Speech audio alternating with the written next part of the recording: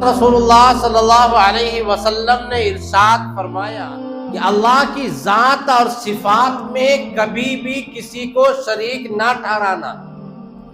اگرچہ تجھے ذبح کر دیا جائے یا آگ میں جلا دیا جائے۔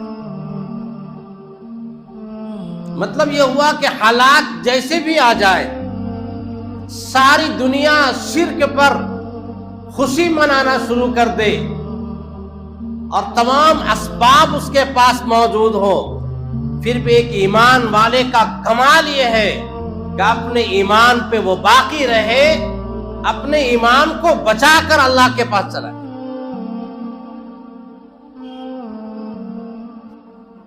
یہ سب سے بڑی دولت اگر ہم نے بچا لیا تو ہم کامیاب ہو گئے۔ ابھی سامنے ہمارا 22 جنوری ہے، نہ معلوم کتنی لاکھوں کی تعداد میں لوگ مرتد ہو رہے ہیں، سیکولرزم اپنے آپ کو کہلانے کے چکر میں کہ ہم ایسے ملک میں رہتے ہیں، ہم ایسے ملک میں رہتے ہیں، ہمارا ذہن ایسا ہے، ہم صلح کل کے قائل ہیں، لہذا ہم دیپ جلائیں گے ان کی خوشی میں، چراغاں کریں گے ان کی خوشی میں۔ کتنی مسلمانوں نے اپنی دکان کو فری کر دیا ہے، فیکٹری کو فری کر دیا ہے، سکہ بنانے والا وہ الگ فری کر رکھا ہے، تانبا کا برتن والا وہ الگ فری کر رکھا ہے۔ کتنے مسلمان ہیں جنہوں نے موم بتیاں تقسیم کرنے شروع کر دی ہے اس خوشی میں کہ کل جو ہے 22 جنوری کو ایک شرک کے مقام، توحید کے مقام کو توڑ کر کے، ناانصافی کر کے، ظلم و زیادتی کر کے وہ ہم سے چھین کر کے لے لیا گیا، اور سپریم کورٹ نے یہ فیصلہ دیا تھا کہ مسجد مندر توڑ کر بنائی نہیں گئی، یہ سراحتاً سپریم کورٹ کا فیصلہ ہے۔ مندر توڑ کر مسجد نہیں بنائی گئی، اور جن لوگوں نے مسجد کو توڑا ہے وہ مجرم ہے، قابل سزا ہے، اس کے باوجود انہوں نے عقیدے کی بنیاد پر، آستھا کی بنیاد پر فیصلہ اپنا جو سنانا تھا وہ سنایا، تو یہ ظلماً ہم سے وہ مسجد لی گئی۔ قیام اسلام کا عقیدہ ہے جس جگہ پہ مسجد بن گئی اس زمین سے لے کر کے تحت 7ویں آسمان تک، عرش معلی تک، وہ پورا کا پورا علاقہ مسجد کا علاقہ ہوتا ہے، دنیا کی کوئی طاقت اسے مسجد سے ہٹا نہیں سکتی۔ آپ وہاں مندر بنا لے،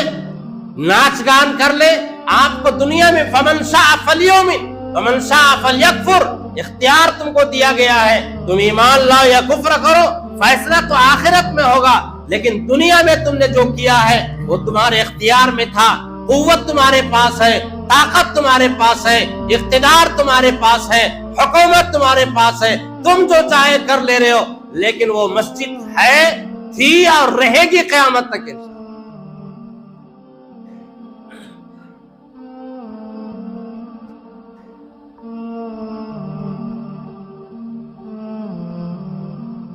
کعبہ سب سے پہلے فرشتوں نے بنایا تھا، پھر آدم علیہ السلام نے بنایا،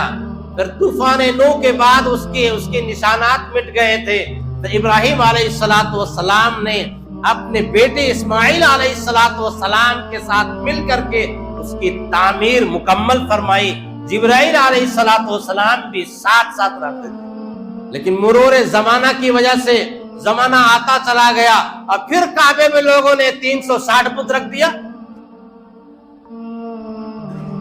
ان اول بیت وضع للناس ببکہ، دنیا کا سب سے توحید کا پہلا جو گھر بنا ہے وہ قرآن اللہ کہتا ہے مکہ المکرمہ میں بنا ہے، مکہ یعنی مکہ میں بنا،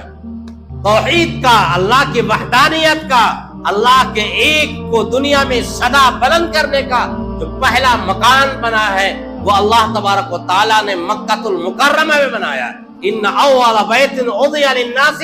ببکہ، لیکن وہاں بھی لوگوں نے نہیں مانا، اپنی عادت سے مجبور ہو کر کے لوگوں نے خلاف فطرت کام لوگوں نے کیا، اور پھر 360 بت وہاں رکھ دیا، تو کیا اس سے کعبے کی حیثیت ختم ہو گئی تھی؟ کیا وہاں بت رکھ دینے سے وہ کعبہ ختم ہو گیا تھا؟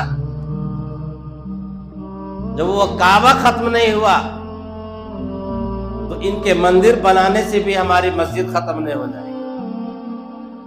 ہزار تم پوجا کر لو، لیکن جب زمانہ پلٹے گا، وقت آئے گا، تلک الایام نداولها بین الناس، زمانہ ادھر ادھر ہوتا رہتا ہے، والدہر بالناس قلب، زمانہ ادھر ادھر ہوتا رہتا ہے، نہ معلوم کب حالات آئیں گے، اور یقین ہے پھر اللہ توحید کا نغمہ وہاں سے بلند کرے گا۔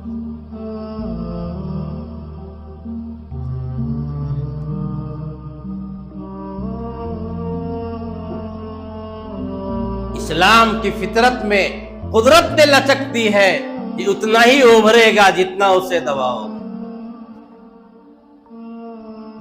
یہ حالات چل رہے ہیں، ان حالات میں توحید کو باقی رکھنا اور توحید کے حوالے سے ذرہ برابر بھی دلوں میں مداہنت اگر آ جاتی ہے، چلو یہ کر لیں گے تو کیا ہو جائے گا، نہیں چلے گا۔ بھائی چارگی کا مطلب صرف یہی ہے کہ اگر وہ پریشان ہے تو اس کی پریشانی میں ہم ساتھ دیں گے، اگر بیمار ہے تو بیماری میں اس کا ساتھ دیں گے۔ یہ بھائی چارگی کا مطلب یہ ہوا، اخلاق مروت معاملہ ہے۔ لیکن اگر ہم نے وہ کام کر دیا جو اخلاق عبادات سے تعلق ہے، عقائد سے تعلق ہے، اگر ہم نے وہ کام کر دیا تو ہمارا یہ بھائی چارگی نہیں ہے، یہ اللہ سے دشمنی ہم نے لے لی۔ خدا کو ناراض کر کے مخلوق کو ہم نے راضی کرنے کی کوشش کیا ہے۔ توحید تو یہ ہے کہ خدا حشر میں کہتے یہ بندہ تو عالم سے خفا میرے لیے، ساری دنیا ایک طرف ہو جائے، سب ناراض ہو جائیں، ہزار دھمکیاں ہمیں دی جانے لگے، لیکن نہیں، ہم اپنے ایمان پہ ثابت قدم رہیں گے۔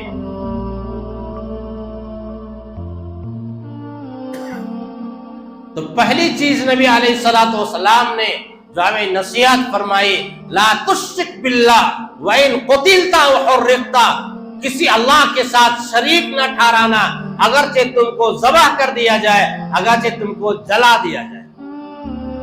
دوسری نصیحت، وَلَا تَعُقَّنَّ وَالِدَيْكَ وَإِنْ أَمَرَاكَ أَن تَخْرُجَ مِنْ أَهْلِكَ وَمَالِكَ،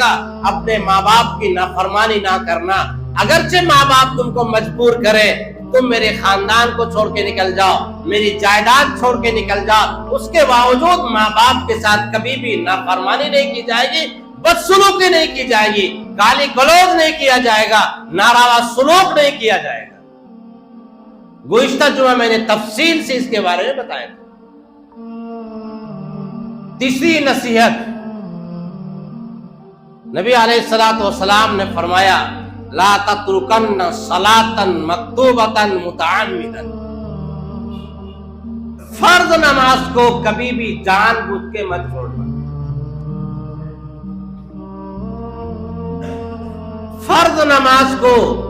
کبھی بھی جان بوجھ کر نہ چھوڑنا۔ دیکھیں سو گیا، اٹھانے والا کوئی نہیں تھا،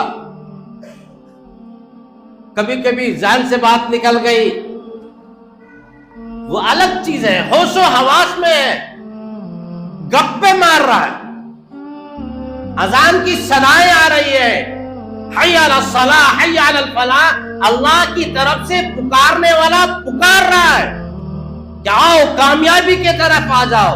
آؤ نماز کی طرف آ جاؤ، لیکن گپے لگائے جا رہا ہے، ہوٹل میں بیٹھ کے چائے پہ چائے پی رہا ہے۔